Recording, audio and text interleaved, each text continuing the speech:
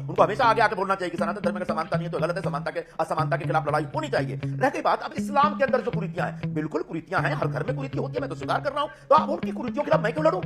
मगर इस्लाम में समस्या यह है कि वो अपनी किसी बुराई को बुराई मानने को ही तैयार नहीं होते हैं, बल्कि उसका समाधान तो छोड़िए, बल्कि वहां पर ये बाबा साहब के वर्ड्स हैं। आप सभी को राम राम। आप सभी का स्वागत है आज की वीडियो में। तो आज की वीडियो सुधांशु त्रिवेदी जी और कांग्रेस प्रवक्ता के बीच में होने वाली है। तो कांग्रेस प्रवक्ता का ये कहना है कि हर धर्म में बुराई होती है, पर किसी और धर्म के बारे में बोलने का हक किसी को भी नहीं है। इसी पर सुधांशु त्रिवेदी जी ने जो लोग हिंदू ना होकर भी सनातन धर्म के बारे में अनाप शनाप बोलते रहते हैं, उनका नाम लेते हुए दिया एक जवाब। तो क्या था वो जवाब, आप खुद देखिए इस वीडियो में।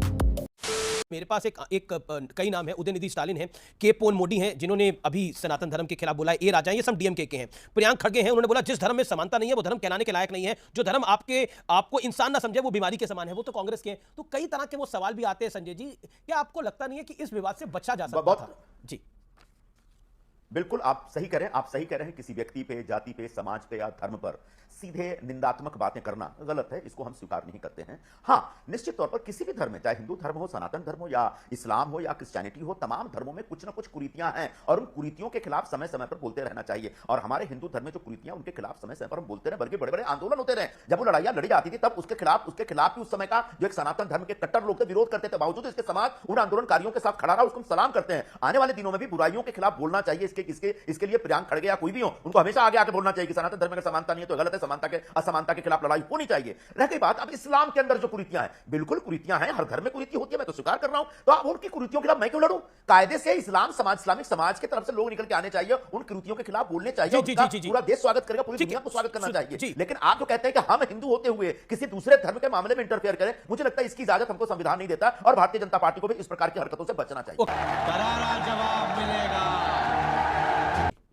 मैं सिलसिलेवार तरीके से बताता हूं जो संजय निरुपम जी ने कही कि समाज में कुरीतियां हैं तो उसका समाधान समाज से निकलना चाहिए। मैं डॉक्टर बाबा साहब अंबेडकर को कोट करता हूं, जिन्होंने अपनी किताब थॉट्स ऑन पाकिस्तान में लिखा है कि हिंदू समाज के अंदर यदि कुछ जो कुरीतियां हैं, इसके समाधान के लिए समाज के अंदर से आवाज उठती है और कई लोग खड़े होते हैं उसके समाधान के लिए। मगर इस्लाम में समस्या यह है कि वो अपनी किसी बुराई को बुराई मानने को ही तैयार नहीं होते हैं, बल्कि उसका समाधान तो छोड़िए, बल्कि वहां पर ये बाबा साहब के वर्ड्स हैं, बल्कि वहां सिर्फ भाईचारे का मतलब अंदरूनी भाईचारा है और बाहर वालों के लिए सिर्फ और सिर्फ नफरत है। यह बात आप ध्यान करिए। मैंने बाबा साहब को क्यों उल्लेख किया, इन्होंने कहा बाहर के मुल्कों में क्या होता, हर देश का अपना है। बाबा साहब ने संविधान की प्रियम्बल या उद्देशिका जो प्रस्तावना है जो लिखी थी, उन्होंने कहा था संविधान की आत्मा इसे नहीं बदला जाएगा। 76वें संविधान संशोधन में जब सेकुलर सोशलिस्ट वर्ड जोड़े थे, दोनों भारतीय वर्ड है क्या? ये भारतीय है कि बाहरी वर्ड है जो उठा के ले लिए? और अब कहना कि बाहर से क्या, मेरा एक सिर्फ शब्द था, दुनिया का एक सेकुलर देश बताइए। सेकुलर देश में धार्मिक अल्पसंख्यक नहीं होता, धार्मिक देश में धार्मिक अल्पसंख्यक होता है। और एक सेकुलर देश बताइए जहां शरिया सर्वोच्च न्यायालय से ऊपर हो। खैर, वो बात आपको नहीं बता पाए, अब मैं ये बताऊं। इन्होंने एक अच्छी बात कही कि हमारे अंदर बुराई है तो हम बोलेंगे, हम दूसरे पे नहीं बोलते। मैं पूछना चाहता हूं, ये स्वामी प्रसाद मौर्य का पूछिए कि जो फॉर्म भरते हैं उसमें हिंदू लिखते हैं नहीं लिखते? पूछिए उदयनिधि स्टालिन से और एमके स्टालिन से, अपने फॉर्म में हिंदू लिखते नहीं नास्तिक लिखते? तब तो ये सरासर हेट स्पीच है। बिल्कुल सही बात कही। मुझे अपने घर में कोई प्रॉब्लम है तो मैं कहूंगा मेरे माँ, मेरे बाप, मेरे भाई, मेरे बहन, इससे मुझे ये प्रॉब्लम है, वो प्रॉब्लम है, मैं कुछ कहूंगा, मैं कहूंगा मेरे अंदर ये बुराई है, इट्स ओके। और मैं कहने लगा आपके अंदर ऐसी बुराई है, आप कमीने आदमी हैं, तो ये गाली हो गई। जो व्यक्ति हिंदू धर्म के बाहर है वो कैसे कहता है कि हिंदू धर्म का इरेडिकेशन होना चाहिए? एक बात मैं पूरा कर लूं, मान्यवर, यहां विरोध करने की बात नहीं थी। इरेडिकेशन मतलब समूल नाश। और मैं विनम्रता से पूछना चाहता हूं संजय जी, अगर किसी ने बोल दिया होता इरेडिकेशन ऑफ इस्लाम या इरेडिकेशन ऑफ क्रिश्चियनिटी, इस पे कॉन्फ्रेंस हो रही होती तो आप तो बिहार के रहने वाले हो, भोजपुरी का गाना सुने हैं ना कि आरा हिले, छपरा हिले, बलिया हिले ला। साहब, अगर ऐसी कोई कॉन्फ्रेंस हो गई होती तो दिल्ली हिले, लंदन हिले, न्यूयॉर्क हिले ला होने लगा होता। मगर आज सारे सेकुलर इसके ऊपर मौन धारण करके बैठे।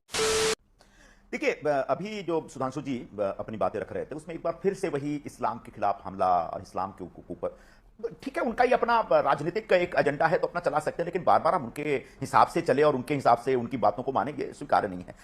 गजब का तर्क दिया मान्यवर आप। मैंने सिर्फ ये पूछ लिया कि सर्वोच्च न्यायालय से ऊपर शरिया हो गया तो ये तो इस्लामोफोबिया हो गया, ये धर्म के खिलाफ हो गया। और हिंदू धर्म HIV है, वो एड्स है, वो डेंगू है, मलेरिया है, मच्छर है, नष्ट कर देना चाहिए। ये अभिव्यक्ति स्वतंत्रता है, इसमें किसी ने कह दिया तो मेरा उससे कोई मतलब नहीं। मान्यवर, इतना भोला मत समझिए देश की जनता को कि ये हिंदू फोबिया नहीं है, ये तो किसी ने कह दिया, बस हमसे उससे कोई मतलब नहीं है। मगर केवल ये पूछ लेना कि एक देश बताइए जहां शरीय से सर्वोच्च न्यायालय के ऊपर हो, वो इस्लामोफोबिया है। हाँ भाई, कैसी लगी